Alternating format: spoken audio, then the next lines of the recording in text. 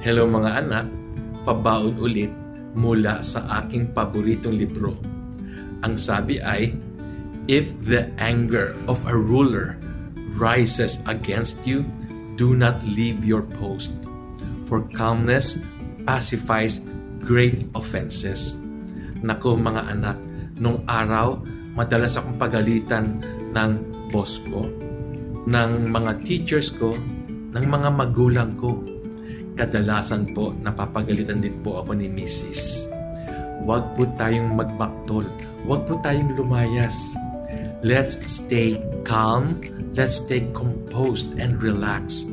When we answer, let's be remorseful and know that we have committed mistakes. Let's be gentle para po mapacify ang situation.